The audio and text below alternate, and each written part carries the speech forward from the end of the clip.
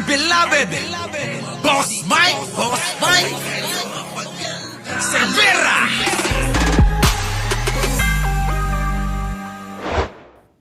Yung piso ang umano'y transaksyon sa joint bank accounts ng pamilya Duterte at ang nagdeposito raw ng pera sa kanila ay mga umano'y drug lords.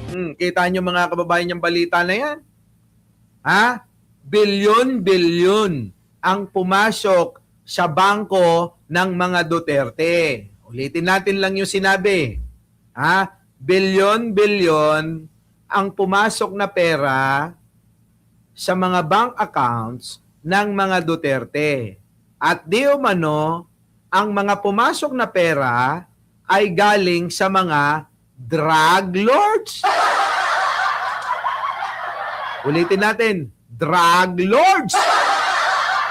Doon daw galing mga kababayan yung mga pera ng mga Duterte. Kaya nga ho mga kababayan, ito matindi. Oo, matatapos na ang karir ng mga Duterte. Kapag lahat ng mga bangko ng pamilyang Duterte nasilip ng sambayanang Pilipino eh. Oo. Di ba? Pag nasilip na ho ng sambayanang Pilipino ang kwarta ng lahi ng mga Duterte, diyan na po matatapos ang karera nila sa politika. Oh, kita nyo, sabi nga ni Sentry, maaaring meron pa ring mga kakampi, ganun talaga. Meron talagang mga, kulto eh. Yung mga kulto, sabi nga ni Sentry, kahit si Duterte mamaril sa gitna ng EDSA, mga kababayan, pupurihin pa eh. Sasabihin ang galing-galing, pumapalakpak pa. Oh, di ba? So ngayon mga kababayan, okay na yung given na yun. Bigay na natin na meron talagang mga mga kulto si Duterte. O, kilalang-kilala nyo naman yung mga kulto ni Duterte, mga, nako. Diba? O, yan. O, pero, ang matindi, eto talaga. Hindi mo masagot-sagot, Sara, kung saan nanggaling ang iyong kwarta. Bilyon-bilyong piso ang umano'y transaksyon sa joint bank accounts ng pamilya Duterte at ang nagdeposito raw ng pera sa kanila ay mga umano'y drug lords. Naungkat din sa Kamara na hindi tugma ang Statement of Assets, Liabilities and Net Worth o SALN ni Vice President Sara Duterte sa kanyang bilyones na mga transaksyon sa bangko. Grabe mga kababayan ko Pero sabi ni Duterte sabi ni Duterte, oh my God, I hate drugs. Sabi naman ng mga uto-utong mga membro ng kulto ni Duterte, yan, ang presidente naman ang galing-galing. Yes, very good. Oh, galit sa droga si Duterte.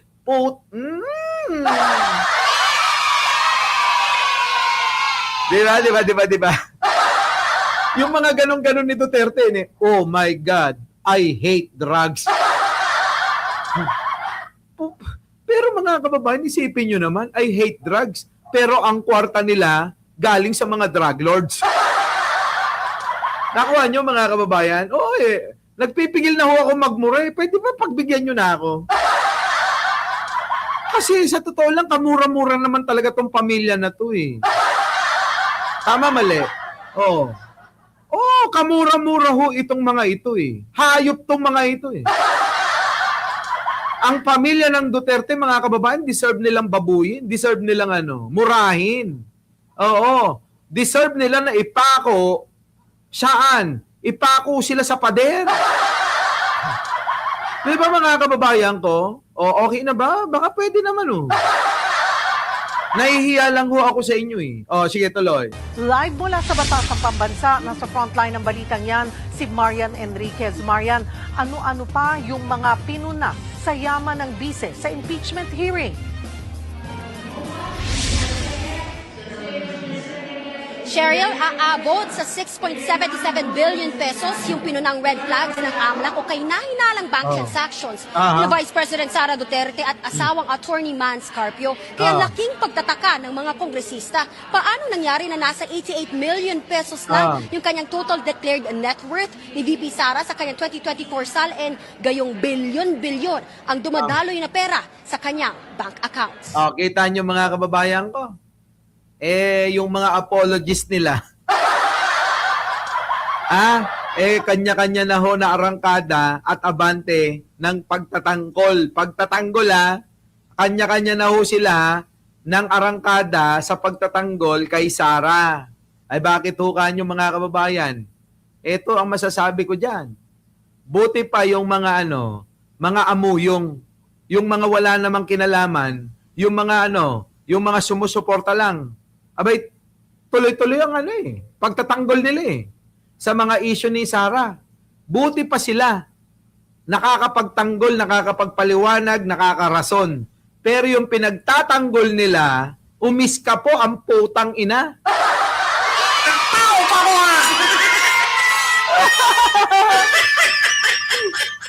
Mga bobo, putang ina nyo.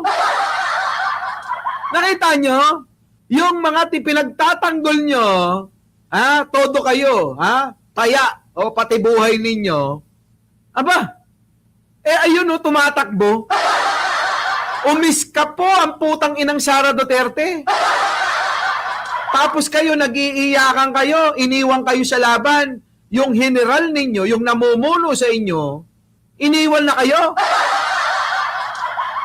Para kayong mga Hapon nung panahon ng digmaan. Yung mga namumuno sa inyo, ayun, tumakbo na. Itinakbo na lahat ang ginto. Tapos ibinaon kung saan-saan. Tapos kayo, nakikipaglaban pa rin. Tama mga kababayan ko, ganun ho ngayon ang nangyayari sa kanila. Wala na ho para saan pa? Kung ako naman, yung leader namin, hindi namin nakakaringgan magpaliwanag. Hindi namin nakakaringgan sumagot. Iimbento ko ng sagot para sa kanya? No way. Buti pa nga kay Martin, merong nilalapag na mga irarason, Di ba mga kababayan? Buti pa kay Martin. Meron silang ilalapag na ito yung dapat sabihin. Kay Sara Duterte, mga kababayan, kanya-kanya silang paliwanag Di ba? Kita nyo, pagkapaikot-ikutin, tama nga naman. Ito. Sabi ng mga apologists at mga kulto ni Duterte na manananggol, kaganon talaga ang bangko. Halimbawa, ikay nagdeposito ng 1 milyon, bank transaction na yon. Winidraw mo yung 1 milyon, ang magiging bank transaction mo, magiging 2 milyon. At pag binalik mo yung 2 milyon mo, magiging 4 na milyon. At kapag kang yung 4 na milyon na yung winidraw mo, magiging 8 milyon. Ganun daw mga kababayan. Pero iba na nga yung kwento sa kwenta. Kung hindi ba naman mga tanga, unang-una, ang diferensya, hindi nakalagay sa SALN niya yung cash flow na nakita ng AMLAC sa bangko niya. Diba? Kasi pag-iisipin mo, tama nga naman. Tama na gano'n, bank transaction, in and out, bank transaction yun Tama yun. Pero mga kababayan, ito kasi ang tanong, mga putang ina nyo.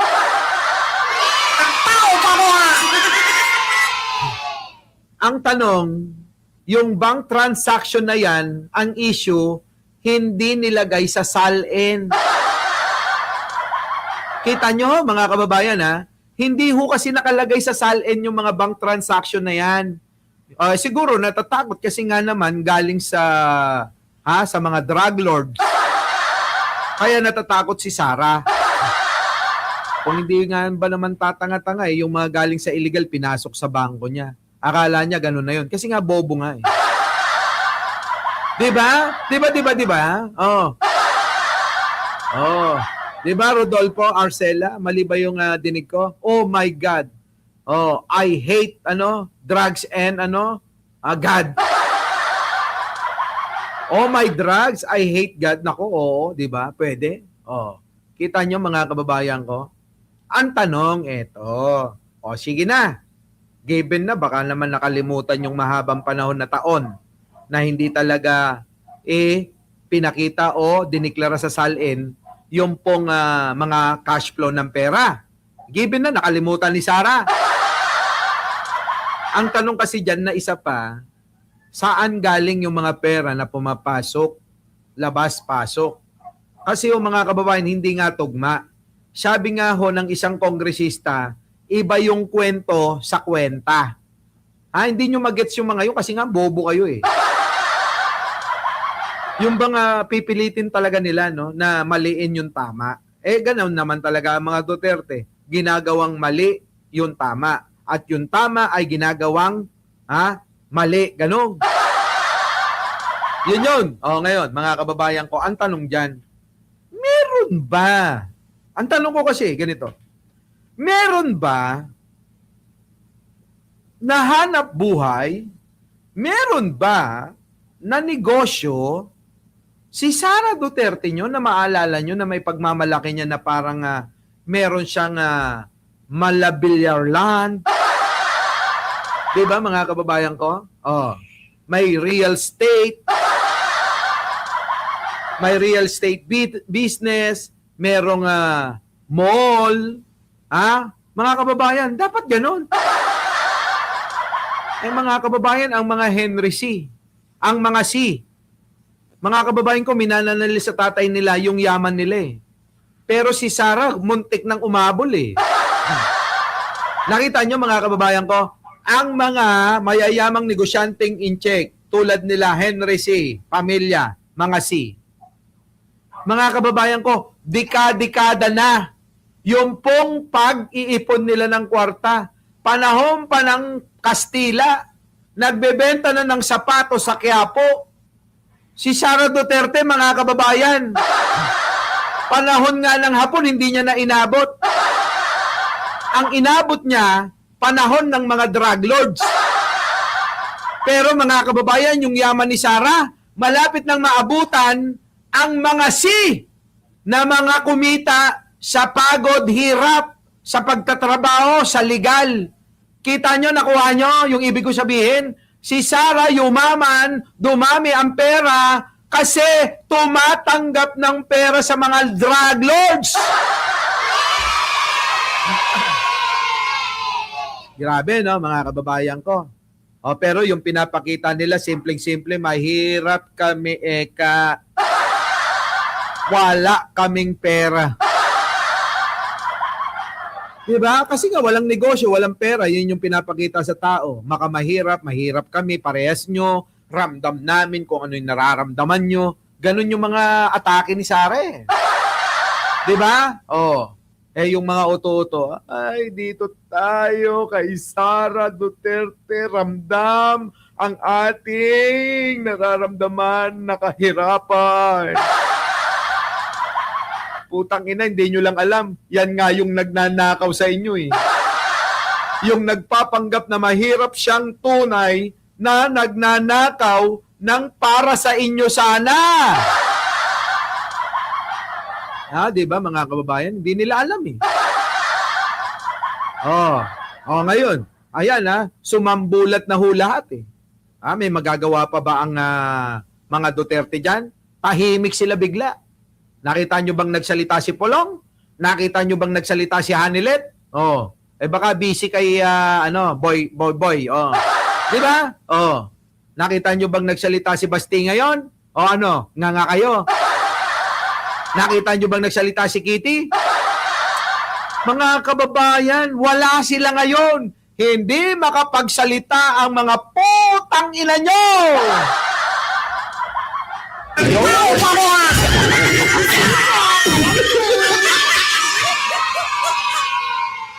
Diba? Hindi sila makapagsalita na wala yung mga angas yabang.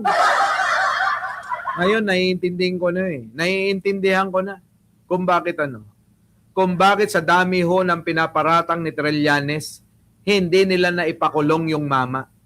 Nakuha nyo?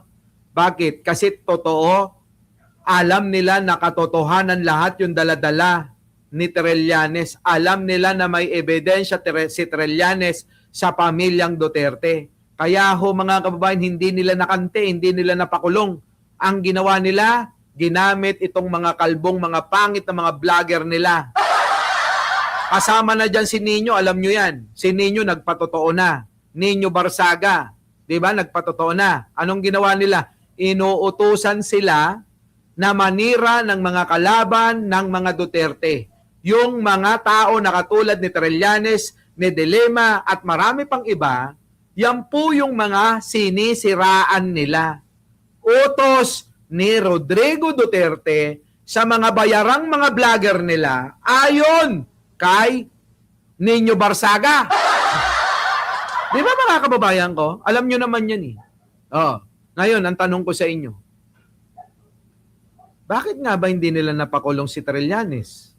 Bakit nga ba hindi nila kinasuhan? Bakit nga ba? Kasi mga kababayan, paano nila kakasuhan? Pag kinasuhan, tatanungin ng husgado, asan ang iyong ebidensya sa iyong ipinagbibintang? O, mga kababayan. Papakita ni Trillanes, mga kababayan, yung mga pera. Diba? Diba, mga kababayan? Mabubuking, kaya ho hindi nila dinimanda. Sino? Si Trillanes. Kasi takot talaga sila. Tanging si Trillanes lang ang kinatukutan nila kahit naging presidente pa si Digong. O ngayon, balikan natin to si Sara, putang inan to. Ano ang negosyo? Wala hong naipakitang negosyo. Wala. Our beloved Boss Mike Cervera.